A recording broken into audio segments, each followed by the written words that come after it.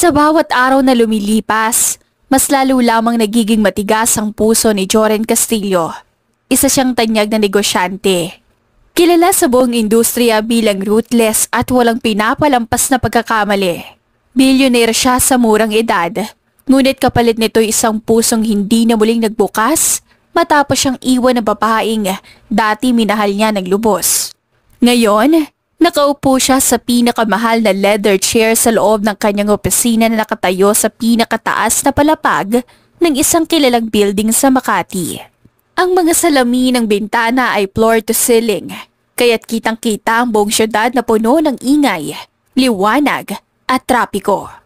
Ngunit sa kabila ng kagandahan ng tanawin, nanatiling madilim ang ekspresyon ni Joren. Mr. Castillo, we've just received the report from the Shanghai project. There are complications.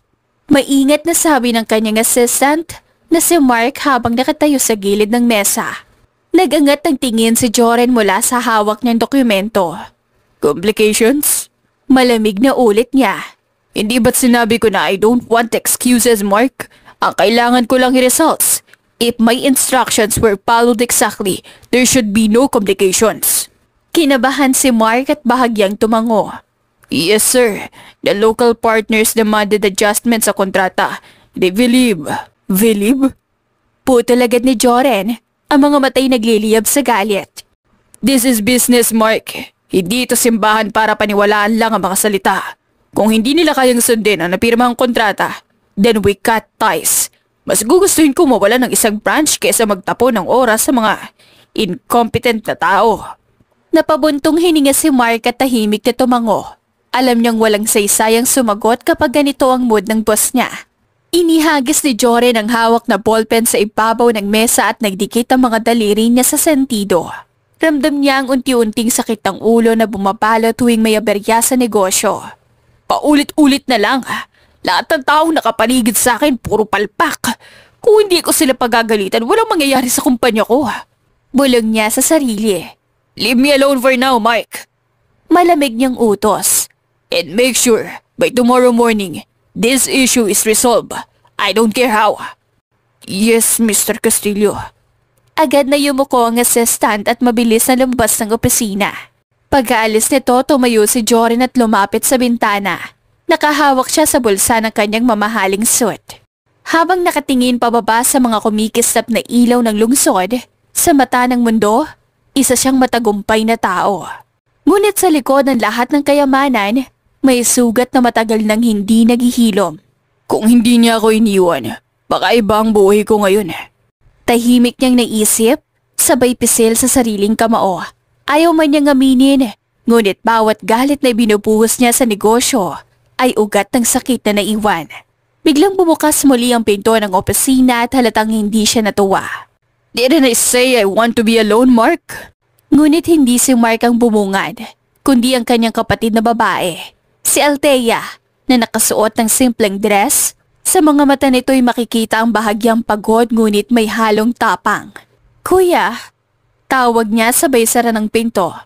Kanina pa nagrereklamo ang staff mo na hindi na nila alam paano kalapitan. Kung hindi sila marunong gumawa ng maayos sa trabaho nila, hindi ko kasalanan yun. Malamig na sagot ni Joren. I built this empire with my own hands, Althea. I will not let anyone ruin it. Lumapit si Althea at dahan-dahang umupo sa isang upuan sa tapat ng mesa niya. Alam ko naman yun, kuya. Pero kailangan mo rin isipin ang sarili mo. Hindi ka robot. Hindi rin lahat ng tao kasing bilis at kasing lilis mag-isip tulad mo. Tao sila, nagkakamali. Tumawa si Joren ngunit iyon ay malamig at puno ng pangungutya. Nagkakamali? Sa mundo na negosyo, isang pagkakamali lang pwedeng bumagsak ang milyong-milyong halaga. Hindi pwedeng may butas, Althea. Napailing ang kapatid niya. Hindi lang negosyo ang buhay, kuya. Tahimik na tumingin si Joren sa kanya. May gustong kumawala sa loob niya ngunit pilit niyang ikinukubli. I don't expect you to understand. Bakit? Dahil babae ako? Dahil hindi ako katulad mo? May diin ang tinig ni Althea. Hindi mo ba naiisip na kaya ka palaging galit kasi hindi mo pa rin nakakalimutan ng nakaraan? Nanlamig ang paligid. Hindi agad nakasagot si Joren. Sa loob-loob niya, Ayaw niyang ungkatin na nakaraan na iyon. Ngunit tama ang kapatid niya. Hanggang ngayon, nakatali pa rin siya sa alaala ng babaeng iniwan siya. Leave it, Althea. Matigas niyang sagot. That part of my life is dead. Nagbuntong hininga ang kapatid. Kung talagang patay na yon, bakit parang ikaw ang namatay araw-araw? Hindi na siya sinagot ni Joren. Sa halip, bumalik siya sa mesa at muling binuksan ang laptop. Para bang sa bawat pag-type niya, gusto niyang takpan ang katotohanan. May dinner tayo bukas. Don't forget, nandyan si Fatima, yaya ni Paul. Paalala ni Althea at tumayo. She's been a big help. Sana makilala mo rin siya. Baka sakaling matuto kang umiti kahit minsan. Napakunot ang noon ni Joren. Fatima? Another stranger? Yes. Simpleng sagot ng kapatid. At hindi siya kagaya ng mga taong nakapaligid sa'yo.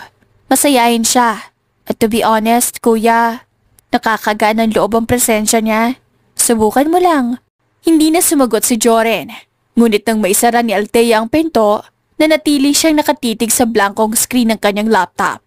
May kakaiba sa dibdib niya. Hindi dahil sa galit, kundi dahil sa isang bagay na matagal nang hindi niya naramdaman. Ang ideya na baka may tao pang makakapagbigay ng liwanag sa madilim ng mundo. Fatima. Bulong niya sa isip. Habang lumalalim ang gabi at nananatili siyang nag-iisa sa kanyang opisina, muling bumalik ang mga alaala ng nakaraan. Ang mga pangakong hindi natupad, ang mga halik na iniwan siya sa ere, at ang pagtalikod ng babaeng akala niya'y para sa hapang buhay. Paano kung hindi pa uli ang lahat para muling magmahal? Tanong ni Joren sa sarili. Kinabukasan, gaya ng ipinangako ni Althea, dumating si Joren sa mansyon ng kanyang kapatid. Hindi niya talaga balak sumipot. Abala siya sa negosyo at sa isip niya, walang saysayang dumalo sa family dinner na iyon. Pero sa sobrang kulit ng kapatid, napilitan siyang sumang-ayon. Pagpasok pa lang niya sa malawak na sala, agad na bumungad ang masayang boses ni Paul, ang pamangkin niyang 7 taong gulang. Mami! Si Tita Joren dumating! Sigaw ni Paul habang nasa sopa. Napakunot ang noon ni Joren. Paul, how many times do I have to tell you don't shout inside the house? It's improper. Agad na lumapit si Althea at ngumiti. Oh, come on kuya. Bata yan. Hayaan mo siyang masiyahan. Kung palagi mo nga hayaan, lalaki siyang spoiled. Malamig na sagot ni Joren, sabay hubad ng kanyang coat at inabot sa butler. At doon, halos sabay na lumabas mula sa kusina ang isang babae. Nakasimpleng blouse at jeans lang ito, ngunit kapansin-pansin ang sigla sa kanyang mga mata. May hawak siyang maliit na tray na puno ng prutas at juice. Paul, you forgot to wash your hands again. Tawag ni Fatima. Sa kanya nakita si Joren na bagong dating. Saglit siyang natigilan, ngunit agad din siyang ngumiti ng malaki. Kayo po siguro si Mr. Castillo? Ako po si Fatima. Magilaw na pakilala ni Fatima. Yaya po ni Paul. Hindi nagbago ang ekspresyon ni Joren. Tinitigan lang niya si Fatima mula ulo hanggang paa. Hindi siya sanay sa ganitong babae. Simple, masayahin, at walang bahid ng formalidad na madalas niyang nakikita sa mga empleyado. Tanging sagot niya. So, ikaw pa lang sinasabi ng kapatid ko. Ngumisi si Fatima at parang hindi man lang natakot sa kasungitan ni Joren. Opo, at kayo naman po ang masungit na kuya niya na lagi daw nakasuot kahit nasa bahay. Halos malaglag ang panga ni Althea. Fatima! Bulong niya, halatang kinakabahan. Hindi mo dapat sinasabi yun sa kuya ko. Ngunit imbis na magalit agad, nanlaki ang mga mata ni Joren.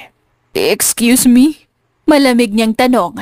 Tumawa si Fatima at parang wala siyang pakialam sa talim ng tingin ni Joren. Sorry po sir, pero tama ba? Ang init-init, nakasuot pa rin kayo. Paano kaya makahinga niyan?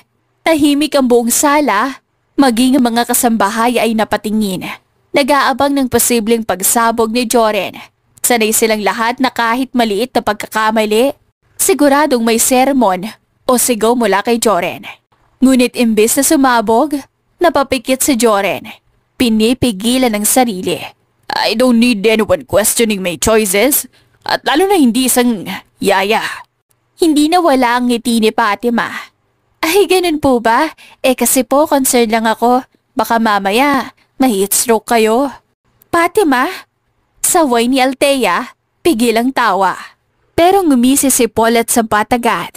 Tita Pats, sa Tito Joren hindi yan tinatablan ng init. Para siyang robot.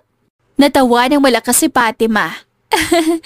Robot? Ay nako, kaya pala palagi siyang seryoso. Baka kailangan natin siyang i-recharge, Paul. Good idea! Masayang tugon ni Paul. Hindi makapaniwala si Joren sa naririnig. Sa buong buhay niya, walang kahit sinong nagsalita sa kanya ng ganito. Walang takot, walang pangamba. Lahat ay lumalapit sa kanya na may respeto, may kaba, may pag-iingat. Pero ang babaeng ito, parang wala lang. You're crossing the line. Madiin niyang wika, sabay tingin ng matalim kay Fatima. Ngunit imbis na umatras, naglakad pa siya palapit, dala ang tray ng juice. Kung ganun po, sir, baka gusto niyong uminom muna ng juice? Pampalamig, baka sakaling gumaan ang mood niyo. Fatima!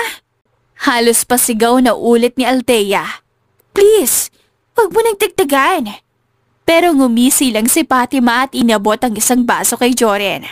Tahimik niyang tiningnan ang inumin. Sa isang iglap, naramdaman niyang para bang sinusubok siya ng yaya na ito. Isang ordinaryong babae, walang koneksyon sa malalaking negosyante. Pero may tapang na lumapit sa kanya. Fine. Malamig niyang sabi. But don't think this makes us friends. Of course not, sir. Sagot ni Fatima. Nakangiti pa rin. Pero at least uminom kayo. That's a start. Muling natawa si Paul. Tita Pats, ikaw lang ang nakakapagpangiti kay Tito Joren. Tingnan mo, hindi na siya sobrang galit. Nagangat ng kilay si Joren. I'm not smiling.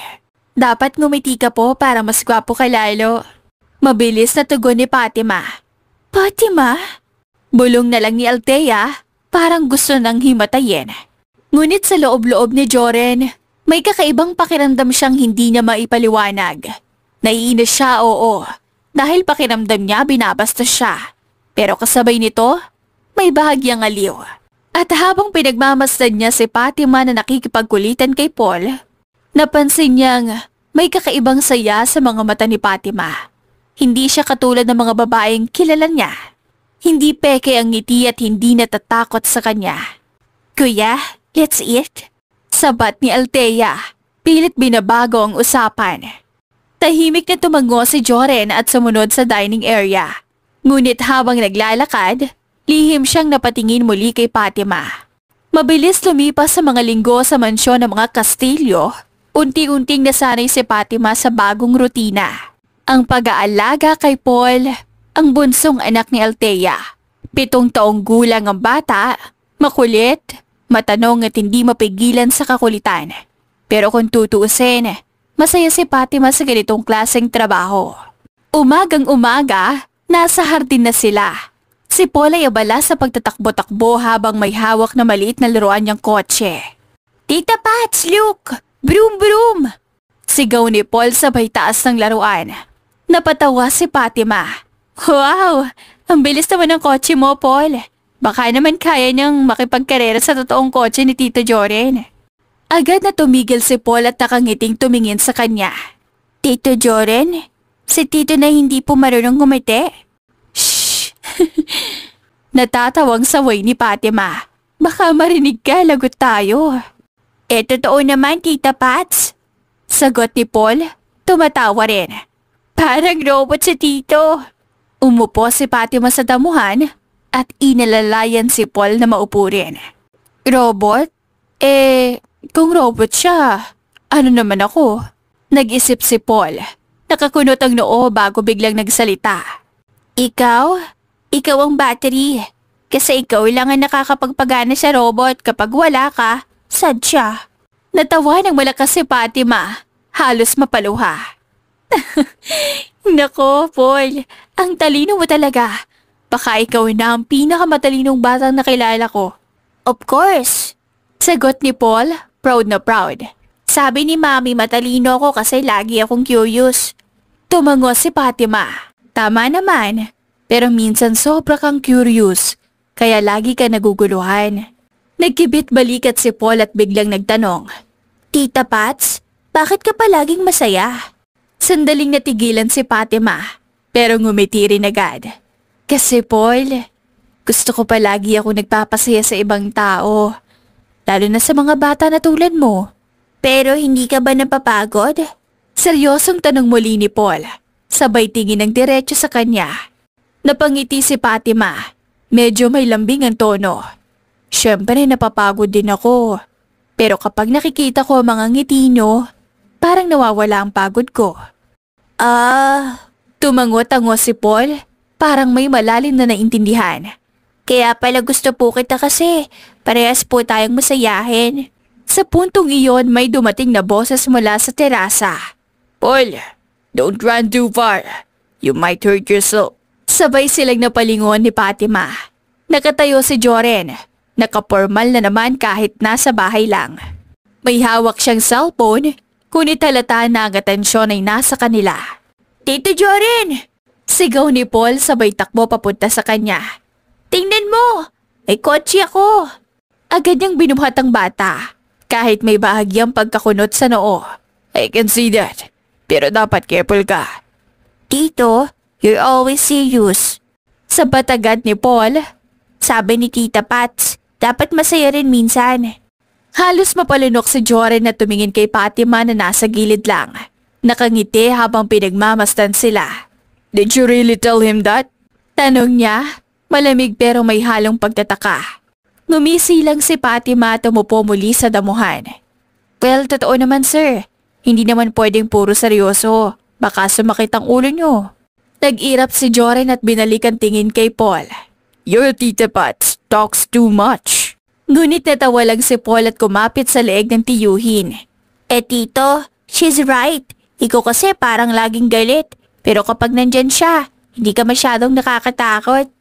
Parang binuhusan ng malamig na tubig si Joren.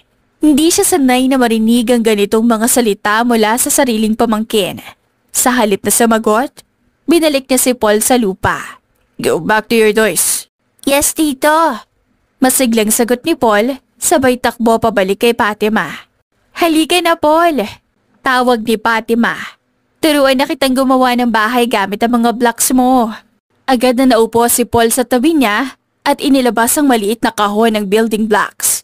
Tita Pats, gawin nating castle tapos ikaw ang queen. Queen? Natatawang tanong ni Fatima. Sino ang king? Si Tito Joren. Mabilis sa sagot ni Paul. Napasinghap si Fatima at biglang uminit ang pisngi. Nako Paul, huwag mong biruin ang tito mo ng ganyan. Pero narinig yun ni Joren habang papasok na sana siya pabalik ng bahay. Sandali siyang natigilan. Napatingin sa kanilang dalawa bago muling tumalikod na parang walang narinig. Samantala, patuloy ang kulitan ni Paul at ni Fatima. Tita Pats, ikaw ang queen kasi palagi kang mabait. Si Tito naman ang king kasi palagi siyang seryoso. Dapat may balance. Paliwanag ni Paul, parang napakalalim ng iniisip. Napailing si Fatima. Natatawa. Ay nako Paul, kung ganyan ang tingin mo baka lumaki kang matchmaker. Match what po? Nalilitong tanong ng bata. Matchmaker. Ulit ni Fatima. Yung taong nagpapakilala ng mga dapat maging magpartner. Yes. Sigaw ni Paul sabay turo kay Tito Joren na nasa loob na ng bahay. Ako ang matchmaker nyo. Natawa si Fatima at kinurot ng marahan ang pisngi ni Paul. Ikaw talaga Paul. Ang bata-bata mo pa pero kung ano-ano na ang naiisip mo. Ngumisi si Paul, proud na proud. Basta Tita Pats, I want you to stay here forever. Don't tibas, okay? Saglit na natahimik si Fatima. Sa puso niya, may kakaibang kirot. Isang paalala na hindi lahat ng bagay ay permanente. Pero ngumiti siya at niyakap si Paul. As long as you need me, nandito lang ako. At doon sa gitna ng tawanan at laro nila, hindi napansin ni Fatima na mula sa loob ng bahay ay nakasilip si Joren. At bagaman walang nakakapansin, bahagyang lumambot ang malamig niya mga mata. Kinabukasan mainit ang sikat ng araw na pumapasok sa hardin ng mansyon Nakalatag sa damuhan ng mga building blocks ni Paul. Buo na ang kalahati ng kanilang castle at abala ang bata sa pagtuturo kung paano dapat ilagay ni Fatima ang mga pader. Tita Pats, dito mo ilagay oh. Sigaw ni Paul sabay abot ng isang kulay pulang block para maging mas matibay. Opo, boss. Biro ni Fatima sabay tawa. Naglagay siya ng block sa taas ng tore at napahiyaw si Paul. Yay! Ang ganda na! Sabay silang tumawa at napahiga si Fatima sa damuhan. Pinagmamasdan ng tuwa ni Paul. Paul, ang galing mo palang magdisenyo. Baka paglaki mo maging engineer ka. Engineer? Ano po yun? Tanong agad ni Paul. Yung gumagawa ng mga buildings at bahay. Paliwanag ni Fatima. Tumango si Paul. Pwede rin ako maging king ng castle na to, di ba? Natawa ulit si Fatima. Sige, ikaw ang king. Sino nga ulit ang queen? Nag-isip si Paul, sabay turo kay Fatima. Ikaw po, Tita Pats. Oo na, ako na. Ako na talaga ang queen. Natatawa niyang sabi. Sino naman ang daddy king mo? Napalingon si Paul sa pinto ng mansyon at sakto namang bumukas iyon. Lumabas si Joren. Seryoso naglalakad, hawak pa ang cellphone. Suot na naman ang kanyang mamahaling suit kahit tanghali na. Tito Joren! Sigaw agad ni Paul. Sabay takbo papunta kay Joren. We made a castle! Sandaling natigilan si Fatima nang makita si Joren. May kaba siyang nararamdaman na hindi may paliwanag tuwing malapit ito. Pero lagi na lang niya itong tinatabunan ng kasiyahan. Tumayo siya at pinilit ngumiti. Good afternoon, sir. Bati niya habang pinupunasan ang damo sa palda niya. Hindi agad sumagot si Joren. Bagkus ay tumingin muna sa hawak na cellphone bago ito isinara at inilagay sa bulsa. What are you two doing here? Malamig na tanong niya. Castle, tito. Pasiglang tugon ni Paul. I'm the king. Si Tita Pats naman queen. Nagkibit balikat si Joren. Walang kahit anong ekspresyon. A castle made of toys? That's imaginative. Napangiwi si Fatima at sumabat agad. Uy sir, dapat i-appreciate yun naman yun. Effort to ni Paul. Saglit siyang tiningnan ni Joren, ngunit agad din siyang lumingon kay Paul. Good job, pero don't leave your toys scattered everywhere. Okay, tito. Nakangiting sagot ni Paul. Habang bumabalik si Paul sa castle, hindi mapigilang mapatingin si Fatima kay Joren. Ay nako sir, sabi ni Fatima nakapamewang. Kung ako sa inyo, pwede na kayong maging daddy. Nanlamig ang ekspresyon ni Joren. What did you just say? Mariin na tanong niya. Biglang natigilan si Fatima. Hindi niya inaasahan ang matalim na tingin ni Joren. Joke lang po sir. Mahina niyang sagot. Biglang nawala ang kumpiyansa. Ngunit hindi doon natapos si Joren. Lumapit siya. Hakbang-hakbang at bawat paglapit ay kumakabog ang dibdib ni Fatima. Listen carefully. Mariin niyang sabi. Don't you ever make jokes like that again. You don't know anything about me. Natahimik si Fatima. Halos hindi makatingin sa kanya. Tito Joren?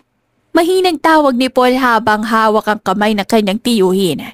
Don't be mad at Tita Pats. She's just kidding. Saglit na tumigil si Joren. Tumingin sa pamangkin at bahagyang lumambot ang ekspresyon. Huminga siya ng malalim bago muling lumingon kay Fatima. Next time, watch your words. Malamig niyang sabi sabay talikod. Tahimik lang si Fatima.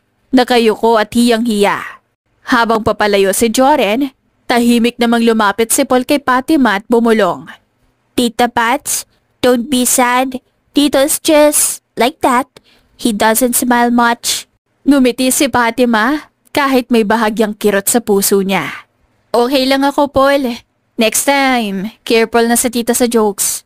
Umupo silang dalawa muli sa tabi ng castle, ngunit hindi na ganoon kasigla ang ngiti ni Fatima. Lumipas ang ilang buwan mula nung magsimula si Fatima bilang yaya ni Paul.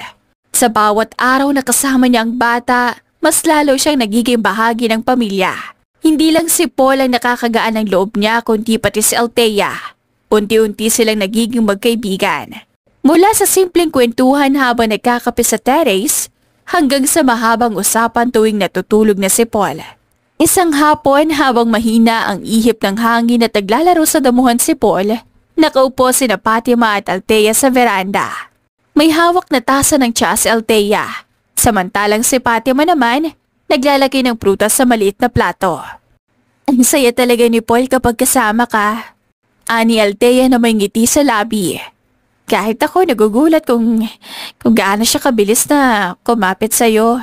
Hindi lahat ng yaya napapamahal agad sa kanya. Napatawa si Fatima, napapailing. Nako, baka dahil pareho kaming makulit. Masaya lang siyang kalaro, ate. Ang dali niyang pasayahin. Nagtagpo ang mga mata nila at sabay silang ngumiti. May ilang sandaling katahimikan bago muling nagsalita si Althea. Ngayon ay medyo seryoso na ang tinig. Alam mo, Fatima, matagal ko nang napapansin kung paano nagiging iba ang aura ni Kuya Joren kapag nandyan ka. Nanlaki ng kaunti ang mga mata ni Fatima. Ha? Naku ate, baka nagkakamali ka. Palaging masungit si Sir. Kung hindi nga dahil kay Paul, baka iniwasan na niya ako. Hindi. Sagot ni Althea bahagyang napailing. Masungit talaga siya, oo, pero iba ang tingin niya sa'yo minsan. Di niya lang sinasabi. Si Kuya kasi mahirap pasahin pero bilang kapatid, alam ko kapag may bahagyang nababago sa kanya. Hindi agad nakasagot si Fatima. Parang hindi niya matanggap pero hindi rin niya may tatanggi na may mga pagkakataong nahuhuli niya nakatitig si Joren sa kanya. Bago ito biglang iiwas. Pero alam mo, nagpatuloy si Althea, ibinaba ang hawak na tasa sa lamesita. May dahilan kung bakit ganyan si Kuya. Hindi siya ipinanganak na ganyan kasungit o kasarado ang puso. Noon, ibang-iba siya. Napatingin si Fatima. Interesado. Talaga po, bakit kaya siya biglang nag-iba? Huminga ng malalim si Althea. Halatang nag-aalangan pero sa huli ay nagdesisyon ding magkwento. Dahil sa isang babae. Ang pangalan niya, Aryan. Tahimik na nakinig si Fatima. Hawak pa rin ang platong may prutas. Si Aryan, patuloy ni Althea. Ang unang babaeng minahal ni Kuya. At masasabi kong minahal niya yun ng buong-buo. Siya ang dahilan kung bakit naging mas masayahin si Kuya noon. Lahat ng bagay para sa kanya ginawa ni Kuya. Halos isinuko na niya ang lahat. Pati mga pangarap niya para lang mapatunayan kay Aryan na mahal niya to. Bahagyang nag-init ang ulo ni Fatima. Tila ba siya mismo ang nasasaktan para kay Joren? Ano pong nangyari? Mabigat ang buntong hininga ni Althea bago sumagot. Iniwan siya. Niloko. Pinili ni Aryan ang ibang lalaki. Mas mayaman, mas makapangyarihan kesa kay Kuya noon. Hindi lang basta iniwan, Fatima. Nilait pa siya. Sinabing wala siyang may bibigay na sapat na hindi siya karapat-dapat. Napatigil si Fatima. Parang hindi niya na ma-imagine si Joren na ngayon ay isa ng kilalang bilyonaryo na dumaan pala sa ganoong klase ng nararamdaman. Hindi yun matanggap ni Kuya. Patuloy ni Althea, halatang ramdam pa rin ang sakit para sa kapatid. Parang gumuho ang mundo niya. Doon siya nagsimulang tumigas. Naging masungit, naging cold at ruthless sa negosyo.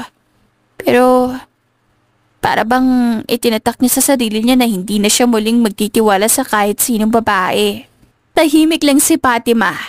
Pinipigil ang sarili na hindi umiyak. Hindi niya inaasahan na ang cold na imahe ni Joren ay bunga ng ganoong kasakit. Naiintindihan mo na siguro ngayon. Ani Althea, malumanay ang tinig.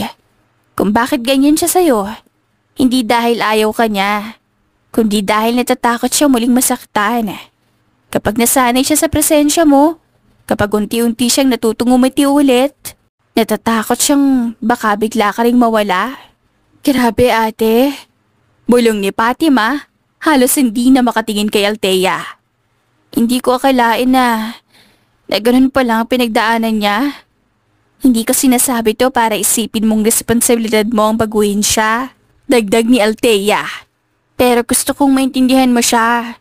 Kung sakali mang makita mo siyang palaging galit o mainit ang ulo, alalahanin mong hindi ikaw ang dahilan, kundi ang nakaraan niya. Tumango-tango si Fatima, bagamat hindi pa rin mapawi ang kirot sa dibdib. Napatingin siya kay Paul na abala sa paglalaro ng maliliit na bola sa damuhan. Masayang tumatawa. Sayang. Mahinang sabi niya, halos sarili lang ang nakakarinig. Sayang kasi, mabait naman siya talaga kung tutuusin. Narinig iyon ni Althea at nginitian siya. Tama ka. At alam kong darating ang araw na may makakatulong sa kanya para muling bumukas ang puso niya. Saglit siyang tumigil bago nagbiro. Malay natin, baka ikaw na yon. Namula agad si Fatima at nataranta. Ato naman, ako pa? Naku, imposibleng mangyari yon. Napahalakak si Althea sa reaksyon niya. Bakit naman imposible? Masayahin ka, natural. At saka, hindi ka natitinig sa kasungitan niya. Nakikita ko kung paano ka magdala ng saya sa bahay na to. Kahit si Paul, masaya palagi kapag kasama ka. Malay mo pati si Kuya. Natutuwa rin kahit hindi niya aminin. Umiling-iling si Fatima. Pilit itinatago ang pamumula ng pisngi. Ay naku ate, huwag mo na akong lukuhin. Pagagalit pa sa akin si Sir Joren kapag narinig to. Hindi ako naloloko, Fatima. Pero isa lang ang hinihiling ko. Huwag mong huusgahan agad si Kuya dahil sa panlabas niya. Sa ilalim yon, may pusong sugatan na naghahanap ng paghilom. Tumango si Fatima. Ngayon ay mas mahinahon. Opo ate, naiintindihan ko na. Di ko na siya titingnan na sa parang akala ko dati. Siguro, susubukan ko na lang na maging mas mahaba ang pasensya. Ngumiti si Althea bakas ang pasasalamat. Salamat Fatima. Kahit paano gumagaan din ang loob ko na nandito ka. Hindi lang para kay Paul, kundi para kay Kuya. Kahit hindi mo namamalayan, malaking tulong ka sa aming lahat. Napangiti si Fatima. Bagamat may kung anong hindi may paliwanag sa puso niya, hindi niya alam kung anong mangyayari sa mga susunod na buwan. Pero isang bagay ang sigurado. Mas naiintindihan na niya ngayon kung sino talaga si Joren at bakit ganoon ang ugali nito. At sa kabila ng lahat, hindi niya maiwasang makaramdam ng kakaibang awa, paggalang at konting paghanga. Kinagabihan matapos siligpit ni Fatima mga laruan ni Paul, tahimik na ang mansyon. Tanging huni ng kuliglig at mahinang ugong ng aircon ang maririnig. Matapos ihatid sa kwarto ang bata at tiyaking mahimbing na itong natutulog, bumaba siya upang magtimpla sana ng mainit na gatas para sa sarili. Habang abala siya sa kusina, biglang bumukas ang malaking pinto ng mansyon. Umalingaw-ngaw ang tunog ng bakal na hawakan. Napatigil si Fatima. Kumunat ang noo. Dahan-dahan siyang sumilip. At doon niya nakita si Joren na papasok. Nakalaylay ang kurbata. Magulo ang buhok at tila ba hirap na hirap sa bawat takpang. Sir, mahina niyang tawag, may halong pag-aalala. Nilingon siya ni Joren. Namumungay ang mga mata at talatang lasing. Mabigat ang bawat paghinga nito at bahagya pang nadapa sa carpet bago sumandal sa dingding. Fatima, bulong nito tila ba hindi makapaniwala na siyang bumungad. Bakit nandyan ka pa? Hindi ba't oras na ng pahinga mo? Agad siyang lumapit, inabot ang braso nito para alalayan. Sir, lasing kayo. Halika na. Upo muna kayo, baka madapa kayo. Hinawi ni Joren ang kamay niya. Ngunit hindi sapat ang lakas para tuluyang itaboy siya. Di ko kailangan ng tulong. Mariin nitong sabi pero nanginginig ang tinig. Sanay na akong mag-isa. Lagi naman akong iniiwan, hindi ba? Napakagatlabi si Fatima. Pinilit na maging kalmado. Sir, kahit ganun, nandito ako ngayon. Hayaan niyo na po kung tulungan kayo. Sa huli, hindi na rin nakatanggi si Joren nang alalayan siya paupo sa malaking sopa ng sala. Naupo ito ng pabagsak, ibinaba ang ulo at napahawak sa sentido. Umaalingaw-ngaw ang amoy ng alak. Bakit Fatima? Biglang bulalas ni Joren, hindi tumitingin sa kanya. Bakit ako? Bakit ako ba ang kailangan lukuhin? Kulang ba ako? Hindi ba sapat ng lahat ng ginawa ko? Hindi pa ako nararapat mahalin? Natigilan si Fatima, hindi nakapagsalita agad. Sir, Mahinang tawag niya. Biglang napatawa si Joren, pero may halong pait. Nakakatawa, hindi ba? Billionaire ako. Billionaire ako ngayon. Lahat ng tao takot sa akin. Ginagalang ako. Pero noong panahong mahalaga sa akin ang lahat ng yun, iniwan ako. Pinili ng babaeng mahal ko ang ibang lalaki. Mas may pera, mas mataas ang koneksyon. Hindi ba ako deserving, Fatima? Hindi ba karapat-dapat na mahalin? Doon na tuluyang napaupo si Fatima sa tabi niya. Sir Joren, hindi po totoo na hindi kayo deserving. Lahat ng tao may karapatang mahalin kayo. Humalukip-kip si Joren, nakatingin sa kawalan. Pero bakit ako iniwan? Bakit ako ba? Minahal ko siya, Fatima. Minahal ko siya ng buong buo, binigay ko lahat. Pero sa huli, ako pa rin nagtalo. Nag-init ang mata ni Fatima. Halos maiyak siya sa sakit na nararamdaman para kay Joren. Maingat niyang hinawakan ang kamay nito. Kahit alam niyang baka itaboy siya, ngunit laking gulat niya nang hindi ito matras. Bagkus ay nanatiling nakahawak, mahigpit. Sir, hindi niyo kasalanan na iniwan kayo. Minsan, kahit gaano natin kamahal ang isang tao, hindi pa rin sila marunong pahalagaan tayo.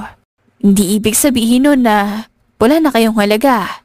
Napapikit si Joren. Pinipigil ang pagpatak ng luha.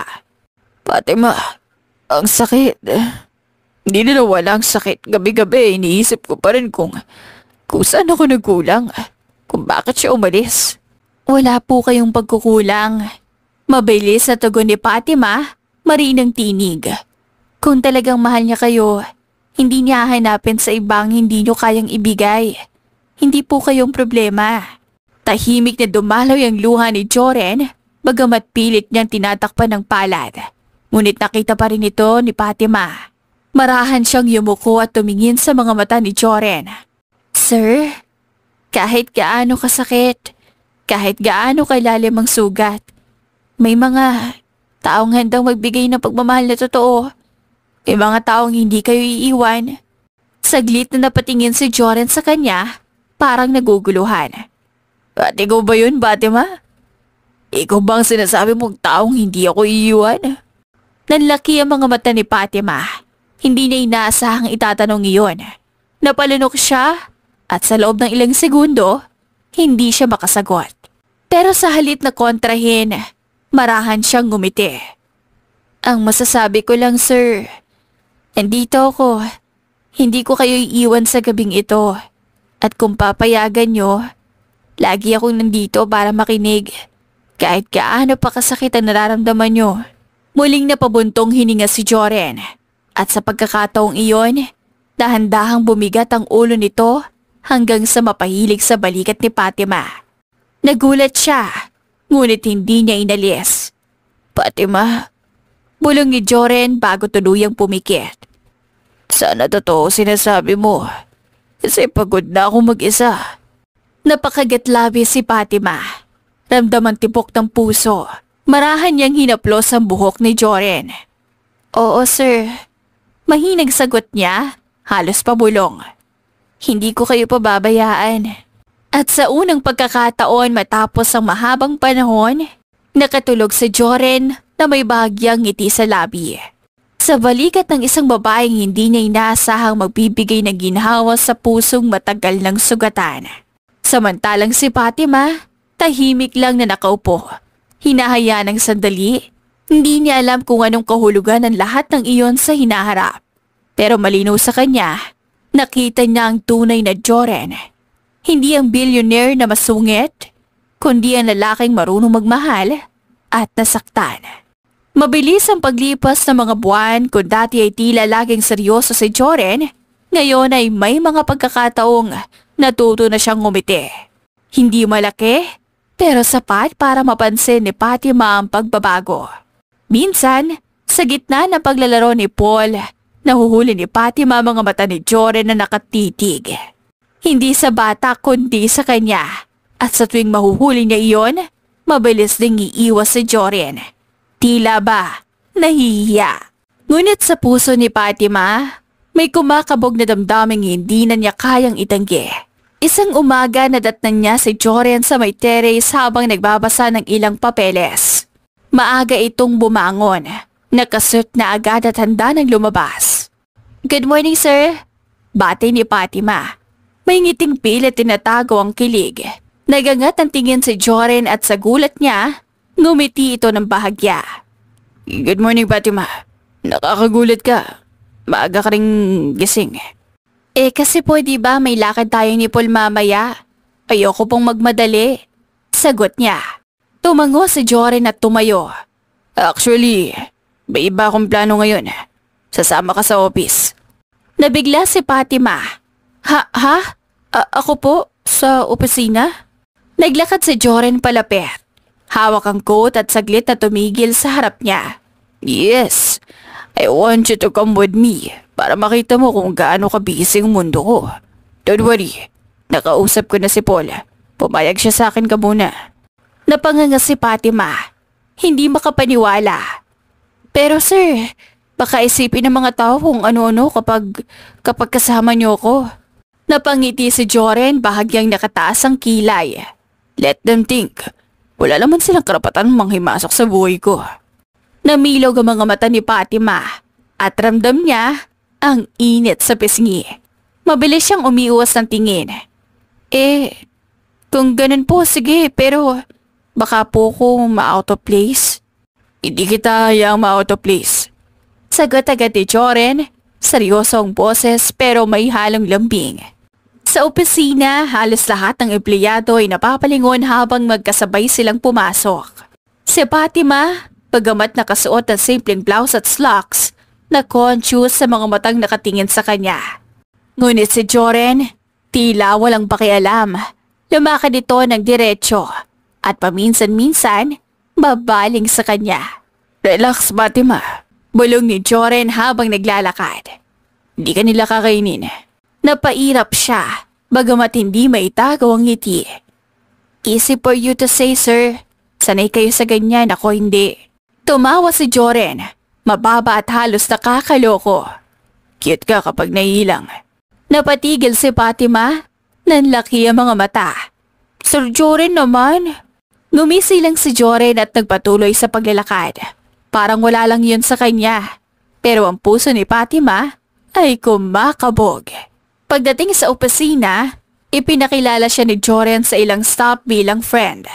Halos mabingi siya sa salitang iyon. Hindi niya alam kung matutuwa pa siya o madidismaya. Pero sa tuwing magtatama ang kanilang mga mata, ramdam niya na may mas malalim pa kesa sa simpleng pagkakaibigan. Habang abala si Joren sa meeting, pinapanood lang siya ni Fatima mula sa gilid ng conference room.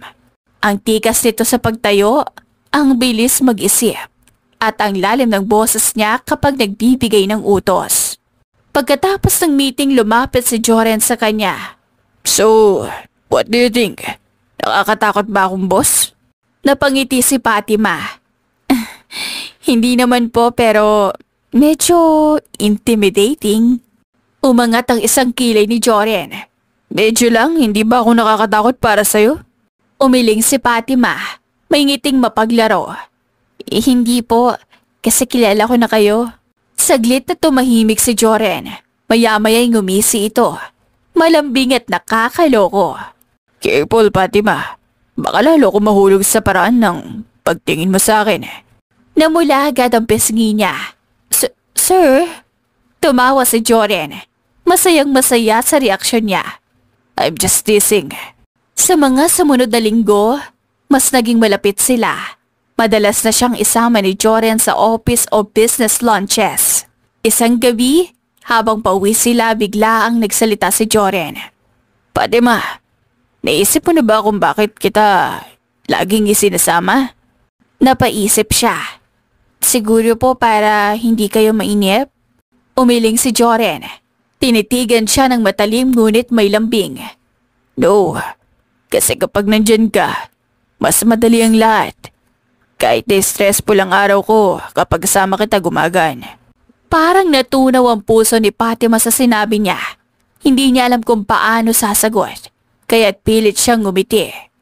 Baka po dala lang ng presensya ni Paul sa bahay kaya natutuwa rin kayo sa akin. Umiling ulit si Joren, mas seryoso na ngayon. Hindi, Fatima. Ikaw mismo. You make a difference. Napayuko si Fatima. Pilit itinatago ang kilig. Hindi siya makapaniwala na naririnig niya ang mga salitang iyon mula kay Joren. Kaya naman sa paglipas pa ng mga buwan, hindi nalang basta yaya si Fatima.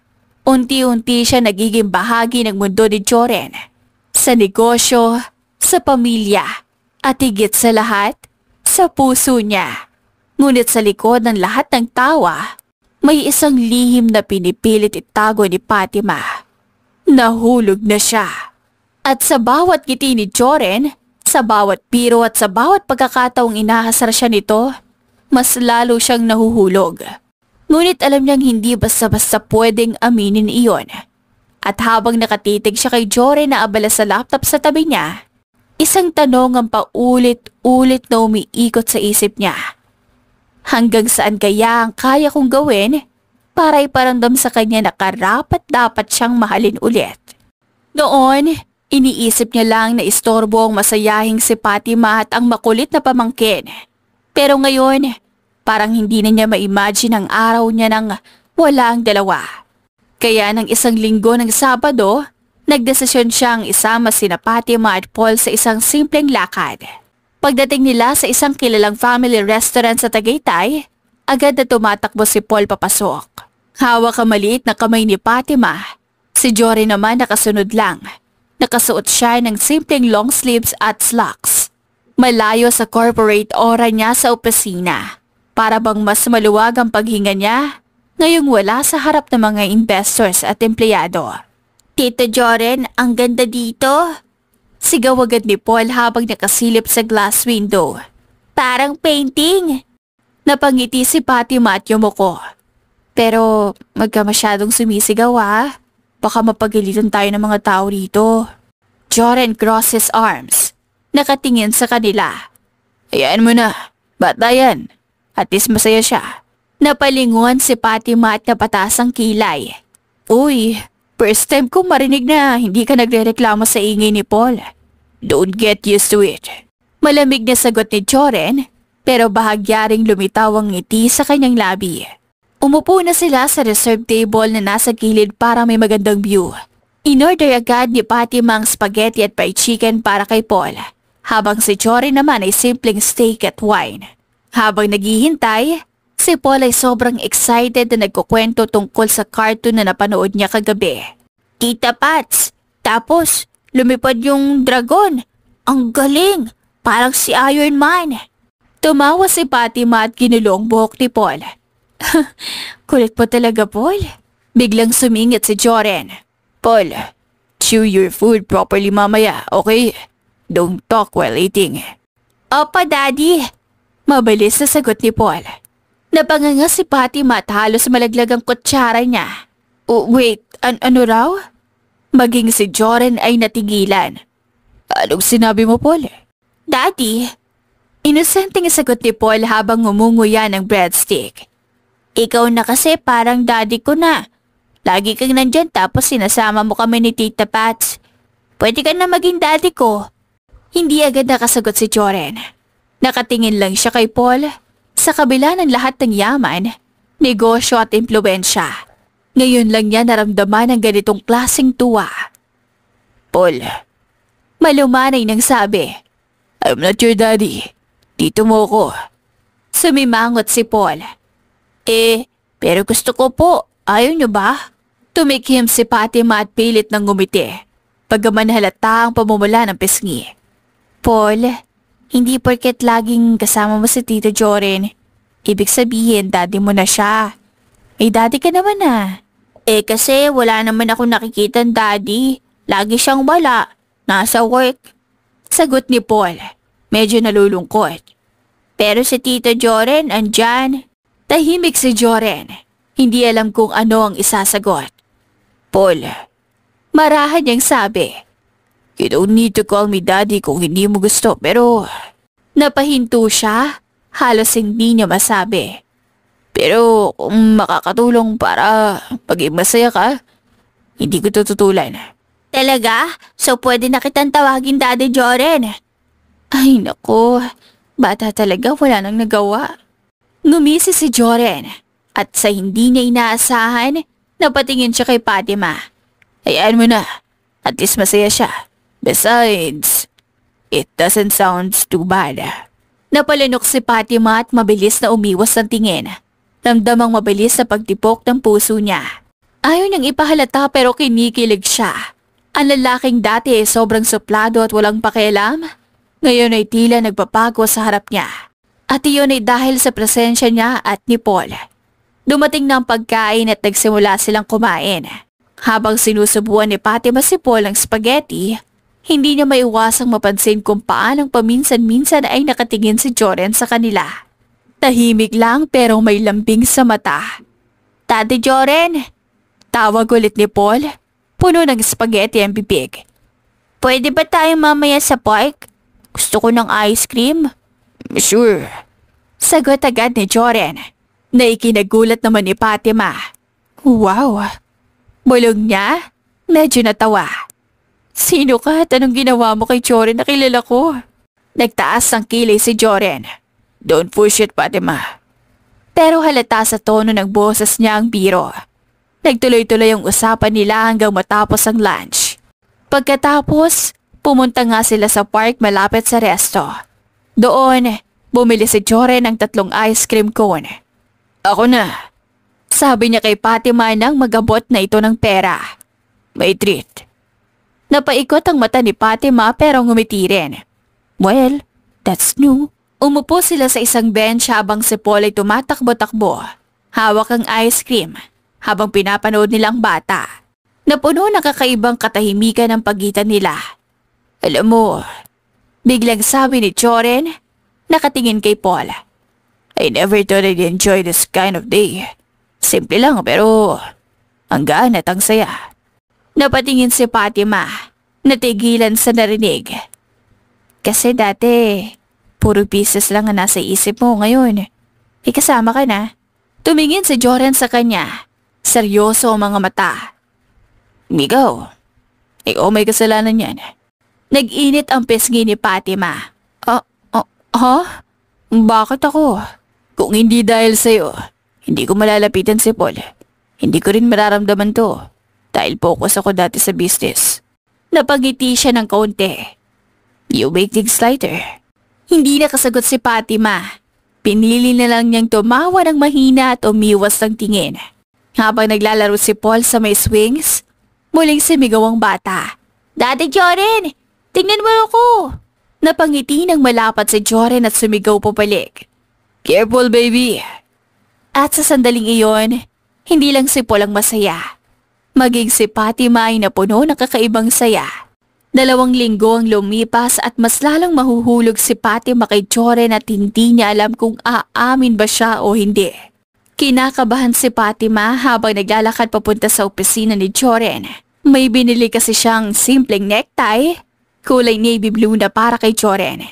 Isang regalo. Isang simbolo ng tapang niya para umamin sa nararamdaman. Pagdating niya sa opisina, napansin niyang bahagyang nakabukas ang pinto. May naririnig siyang mga tinig mula sa loob. Una'y pamilyar na boses ni Joren. At ang isa pa, isang tinig na matagal na niyang hindi naririnig pero nabanggit na sa kanya dati. Si Aryan. Nanigas si Fatima sa kinatatayuan niya. Gusto niyang kumatok, pero para bang may kung anong pwersang humihila para manatili at makinig. Aryan, hindi ko inakalang babalik ka pa. Bahagyang natawa si Aryan, may halong pait. I know, I hurt you so much. I left when you needed me the most. Pero Joren, you have to believe me. I never stopped loving you. Parang dinusok ang puso ni Fatima sa narinig. Napahigpit siya ng hawak sa paper bag.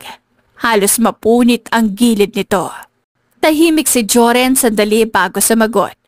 You don't know how much damage you caused. Ayan, for years, I closed myself off.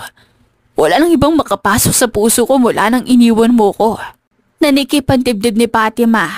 Lahat ng inakalang unti-unti niyang napupuno sa puso ni Joren, ngayon parang biglang nabura. Pero nandito na ako ngayon. Sagot ni Aryan at ramdam ang pakiusap sa boses. Please, give me another chance. I want to make things right. I still love you, Jordan. Napapikit si Fatima. Halos mahulog ang luha pero pinigilan niya. Do you still love me? Sunod na tanong ni Aryan. Halos huminto ang mundo ni Fatima. Ito na ang sagot na kinatatakutan niya. Tahimik muna si Jordan at nang magsalita na siya, parang gumuho ang lahat. Aryan, kahit ano gawin ko, hindi ko matatanggal yun. You were my first love. And maybe, you'll always have a place here. Humawak siya sa dibdib. I tried to forget pero hindi ko kaya. Parang sinaksak si Fatima ng paulit-ulit. Narinig niya ang pumatak na luha sa sarili niyang pisngi. Kaya't dali-dali niya itong pinunasan. Hindi siya pwedeng mahuli. Hindi siya pwedeng makita. Jordan, akala ko ako na. Bulong niya sa sarili. Mahina, halos wala na siyang boses. Sa loob, patuloy ang pag-uusap. Thank you. Bulong ni Aryan, halatang may luhang kasabay. Thank you for still loving me. Hindi na kinaya ni Fatima. Dahan-dahan siyang umatras. Pilit na pinipigil ang hikbi. Ang paper bag na hawak niya, kumuyom hanggang sa madurog ang kahon sa loob. Tahimik siyang naglakad papalayo sa hallway. Hindi niya alam kung saan siya pupunta. Basta ang alam niya, kailangan niyang lumayo. Dahil sa bawat salitang naririnig niya, mas lalo lang siyang nasasaktan. Pagdating sa lobby ng building, mabilis niyang pinunasan ang mga luha bago pa may makakita. Pinilit niyang ngumiti sa receptionist na bumate. Kahit ramdam niya ang pananakip sa dibdib. Bakit ba ako umasa? Bulong niya sa sarili habang nakatingin sa paper bag na halos sira na.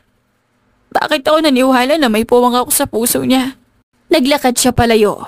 Mabilis at sa bawat takbang ni Fatima, ramdam niyang unti-unting natutulog ang pusong buong tapang na sanay magpapahayag ng pag-ibig. Mabilis lumipas sa mga linggo. Ngunit hindi ganoon kabilis ang oras para kay Jordan. Parang bawat araw, may mali at may kulang. At ang kulang na iyon ay hindi na niya agad maipaliwanag. Hanggang sa mapansin niya na si Fatima na mismo ang umiiwas sa kanya.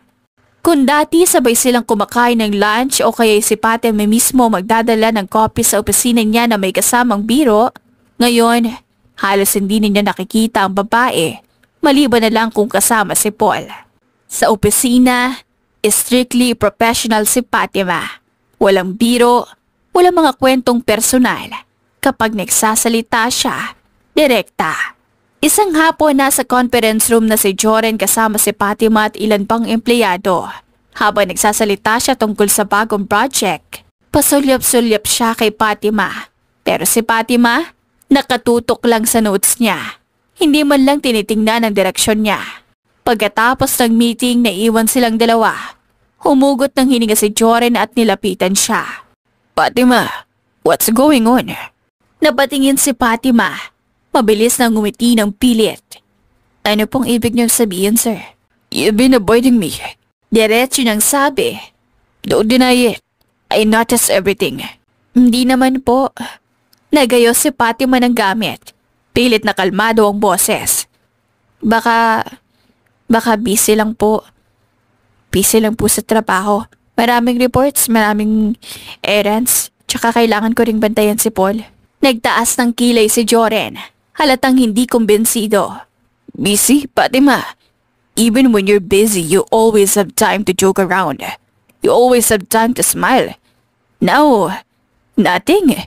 You're like a stranger. Tumikhim si Fatima, hindi makatingin. Maybe I just realized na dapat mas professional na ako. Nasa trabaho ako, sir. Hindi ako dapat palagi makulit o papiro. You were fine before. Bahagyang lumambot ang tono ni Jordan. I like you that way. Parang kumalabog ang puso ni Fatima sa narinig, pero agad niya itong pinigilan. Sir, please. Don't make this complicated. Trabaho lang po. Natahimik si Jordan, halatang na-frustrate. Umatras siya ng kaunti. Nagkamot ng sentido. Trabaho lang? Ha? Opo. Tumango si Fatima at tumalikod dala ang bag. Uunahan ko na po kayo, sir. At umalis siya. Iniwan si Joren na nakatingin sa kanya. Litong-lito. Kinagabihan habang naglalagay ng mga laruan si Fatima sa kahon ni Paul, biglang dumating si Althea mula sa kusina. May hawak na tasa at nakaupo sa tabi niya. Napansin ko bungad ni Althea habang nakatitig sa kanya. Iba ka nitong mga nakaraang linggo. Napatingin si Fatima halatang gulat. Ha? Anong iba? Ngumiti si Althea. Parang alam na ang sagot pero hinihintay pa rin ang kumpirmasyon. Kay Joren. Dati parang ang ganang loob mo, ngayon parang iniiwasan mo. Nag-iwas ng tingin si Fatima.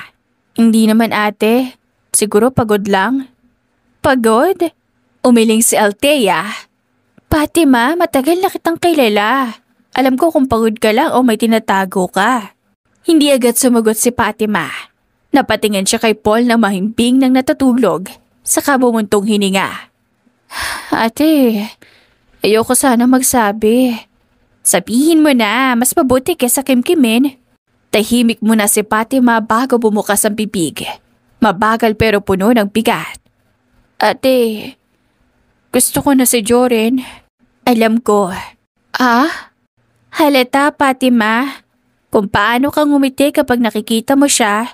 Kung paano ka natutuwa kapag tinatawag ka niya.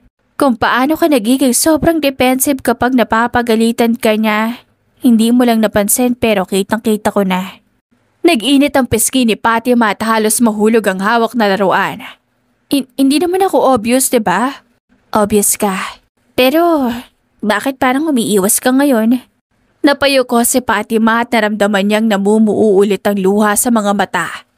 Kasi narinig ko sila ni Arian. Nag-uusap sila sa opisina ni Joren. At narinig ko kung paano pa rin nila kamahal ang isa't isa. Narinig ko kung gaano kahalaga pa rin si Arian sa puso niya. Ate, paano naman ako? Sino ba naman ako para makipagkumpetensya? Yaya lang ako. Siya ang unang minahal. Lumapit si Althea at hinawakan ang kamay niya. Fatima, hindi ka lang basta yaya. Ikaw ang kasama namin araw-araw. Ikaw ang nagpapasaya kay Paul at higit sa lahat ikaw ang unti-unti nagpapalambot sa pusong matagal ng sarado ni Joren. Pero mahal pa rin niya si Arian. Anong laban ko doon?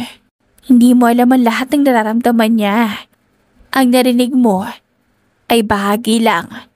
Pero kita ko kung paano siya tumingin sa'yo, Fatima. May iba. Ate, masakit lang.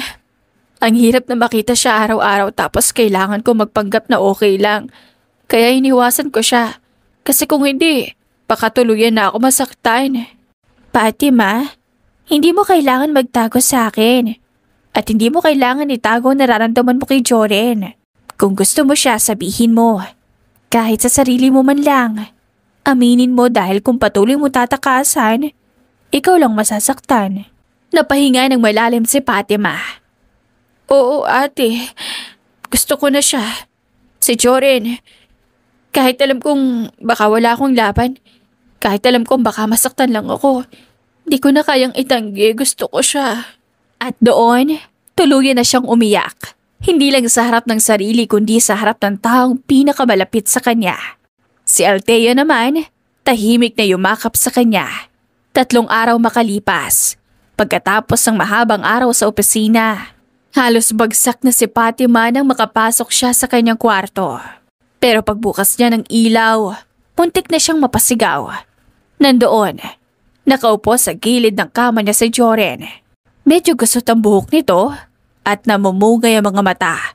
Parang galing sa mahabang pag-iisip o pag-inom ng kaunti. Pero malinaw na malinaw ang tingin sa kanya. Joren, ano ginagawa mo rito? Paano ka nakapasok? May spare key ako, di ba? In case of emergencies. Emergency ba to? Kung hindi, please umalis ka na. Hindi ako handa sa kahit anong drama ngayong gabi. Fatima, alam ko nang narinig mo yung usapan namin ni Arian. Wala akong narinig at kahit meron, wala naman akong karapatang... Meron kang karapatan, lalo na kung nasaktan ka. Nasaktan? Bakit naman ako masasaktan, Joren? Ikaw at si Aryan. Kayo yun. Past o present, wala akong kinalaman. Pero may kinalaman ka kasi ikaw ang dahilan kung bakit ako nagpaalam ng tuluyan kay Aryan. Ano? Anong ibig mong sabihin? Oo, nagkita kami ulit ni Aryan. Naging usapan namin lahat ng mali, lahat ng naiwan. Closure yun, Fatima, hindi second chance. Hindi pagbabalik. Closure. Matagal ko na siyang minahal pero tapos na yun. Pero narinig ko mismo, sinabi mong mahal mo siya. Sinabi kong minahal ko siya. Past tense, Fatima. At sinabi ko rin sa kanya na may mahal na akong iba ngayon. Nanlaki ang mata ni Fatima. Hindi makapagsalita, gusto niyang itanggi, gusto niyang hindi umasa. Pero nakikita niya sa mga mata ni Joren ang katotohanan. Fatima, ikaw yun. Ikaw ang mahal ko ngayon. Joren, huwag ka magbiro ng ganyan. Hindi ako magbibiro tungkol dito. Simula pa lang, unti-unti ka nang nakapasok sa mundo ko. Ang kakulitan mo, ang katapangan mo, at ang paraan mo ng pag-aalaga kay Paul. Lahat ng yun, natutunan kong hanapin araw-araw. Hindi ko na malayan. Nahulog na ako. Hindi mo alam sinasabi mo. Ako, Joren, may Aryan ka. May history kayo. Ako, wala akong laban dyan. Wala na akong pakialam sa aming dalawa. Tapos na sa amin lahat dahil ikaw na ang mahal na mahal ko. Napahigpit ng yakap si Fatima sa sarili. Nanginginig ang boses. Pero bakit ngayon mo lang sinasabi? Bakit kailangan ko pang marinig muna bago? Dahil duwag ako noon. Takot ako mawala ka kung magsasalita ako. Takot ako magkamali ulit. Tulad ng pagkakamali ko kay Aryan.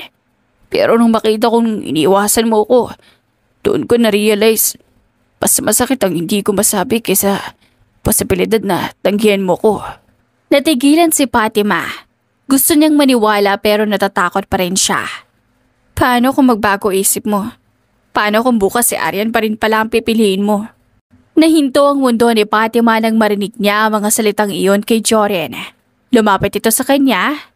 Halos magdikit na ang kanilang mga ilong. Fatima, tingnan mo ko sa mata at sabihin mong hindi mo ko mahal kahit konti. Sabi ni Joren, puno ng emosyon. Hindi na nakasagot si Fatima. Ang mga luha na lang niyang sumagot para sa puso niyang matagal nang nagtatago ng damdamin. Kinabukasan maagang kumatok si Joren sa pinto ni Fatima. Huwag ka matakot. Sabi niya habang marahang hinahawakan ang kamay nito. Gusto kong ayusin ang lahat para wala nang agam-agam. Tahimik lang si Fatima habang nagmamaneho si Joren patungo sa opisina. Hindi niya alam kung anong mangyayari pero ramdam niyang may mahalagang pakay si Joren. Pagdating nila sa opisina, nagulat si Fatima nang makita si Aryan sa conference room. Maganda, kalmado at tila walang galit. Fatima, tawag nito. Ikaw pala ang laging kinakwento ni Jordan? Nanigas si Fatima. Hindi makagalaw. Ngunit kumiti si Aryan at sinabing, "Don't worry, wala akong masamang intensyon. Gusto ko lang makausap ka." Tahimik na nakikinig si Fatima habang nagsimulang magsalita si Aryan. "Narinig mo siguro ang huling pag-uusap namin ni Jordan? Pero gusto kong malinaw. Closure na yon. Wala na kaming dalawa." Napatingin si Fatima. Hindi makapaniwala. Ngumiti si Aryan at dinugtong. "At ngayon, ikaw na ang mahal niya." Naluha si Fatima. Hindi dahil sa sakit kundi sa kagaanan ng loob na dulot ng katotohanan iyon. "Salamat, Aryan. Hindi ko alam kung paano ako magpapasalamat." Hinawakan ni Aryan ang kamay niya at sinabing, "Alagaan mo si Jordan. Mabuti siyang tao at deserve niyang mahalin ng totoo." Pagalis ni Aryan, lumapit si Jordan at hinawakan ang kamay ni Fatima. "Now you see, wala nang Aryan sa pagitan natin." Ngumiti si Fatima at sa wakas sinanggap ang pag-ibig na matagal nang nasa harap niya. Mula noon, unti-unti nilang binuo ang bagong simula, puno ng tiwala at pagmamahalan. 5 taon ang lumipas at sa baby shower ni Fatima, naroon sina Jordan, mga kaibigan at si Arian na ngayon ay buntis din. Masaya silang nagbibiruan. Uy, baka matunoy ang asawa mo sa titig mo. Asar ni Arian kay Joren. Tumawa ito at sumagot. She's glowing and she's mine. Nagtawanan silang lahat. Sa huli, binigyan ni Arian si Fatima ng bracelet na may heart at infinity symbol. Para sa baby mo, tandaan mo, hindi natatapos ang pagmamahal. Lumalalim lang. Nagyakapan sila. At sa sandaling iyon, napatunayan ni Fatima na totoo. Ang tunay na pag-ibig ay marunong magpatawad, magmahal at magpatuloy. Baby shower iyon para kay Fatima. At halos lahat ng malalapit na tao sa kanilang buhay ay naroon. May mga kasamahan ni Joren sa negosyo, ilang kaibigan ni Fatima at syempre si Althea kasama si Paul na ngayon 9 na taong gulang na. Gayunpaman, si Arya na ngayon buntis din at ka-birthday month ang dinadala ni Fatima. Niyakap agad ni Fatima ang kaibigan at parehong napaluha. Salamat Aryan. Di ko alam kung anong gagawin ko kung wala ka. Baliw, nandito naman ako magkasama tayo nagbubuntis hanggang mga anak. Biro ni Arya na nagtawanan silang dalawa kahit may luha. Mula sa gilid, pinagmamasdan sila ni Joren, puno ng pasasalamat. Sinong mag-aakala noong una? Si Arya ang pinakamalaking nang iwan ng sakit sa puso niya, pero ngayon, siya ang tulay para mas lalo niyang ma-appreciate ang pagmamahal ni Fatima. Lumapit siya sa gitna. Kinulong ng isang kamay ang balikat ni Fatima at hinawakan ng tiyan nito gamit ang kabila. Mahal, salamat. Binago mo ang mundo ko. Hindi ko akalaing darating pa ako sa ganitong kasayahan. Joren, mahina ang boses ni Fatima. Nangingilid ang luha pero may ngiti. Ako dapat ang magpasalamat. Tinanggap mo ko kahit simpleng babae lang ako. Yaya pa nga noong una. Di ko naisip na isang araw. Ikaw at ako. Tayo. Nagtilian ulit ang mga bisita at nagsimulang mag-chant ng kiss! Kiss! Umiling si Fatima. Nahihiya pero bago pa siya makatanggi, marahan ang idinampi ni Joren ang labi niya sa noo nito. Huwag kang mag-alala. May next pa ang kiss na yan mamaya. Sa bahay. Namula ang pisngi ni Fatima habang nagtawanan ng lahat. At sa gitna ng tawanan, saya at pagmamahalan, dumating ang pinakahuling surprise. Biglang lumabas si Paul dala ang cake na may nakasulat na Welcome Baby.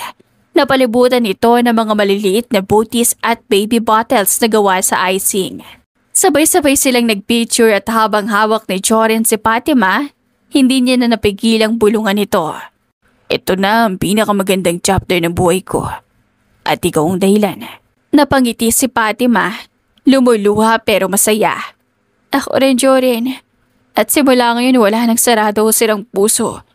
Puro pag-ibig na lang. At doon natapos ang gabing iyon. Puno ng halakhakan, pagmamahal at pangakong habang buhay.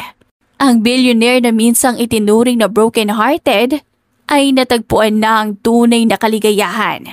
Hindi sa yaman, hindi sa kapangyarihan, kundi sa simpleng yakap ng babaeng minahal niya na ng buong buo at sa pamilyang sabay nilang bubuuin. Paglipas ng panahon, nanatiling masaya at buo ang pamilya ni Joren at Fatima. Ang dating pusong sugatan ay tuluyan ng gumaling at napalitan ng wagas na pag-ibig, kasama ang kanilang mga anak. Si Paul at si Arya na ngayon matalik na kaibigan na rin ni Fatima, mas lalo nilang napatunayan na ang tunay na yaman ay hindi nasusukat sa pero at tagumpay sa negosyo, kundi sa mga taong nagmamahal at laging nandyan sa bawat halakak, bawat yakap, at bawat bagong umaga. Pinipili nilang manatili sa isa't isa, masaya, kontento, at puno ng pag-ibig. Wakas.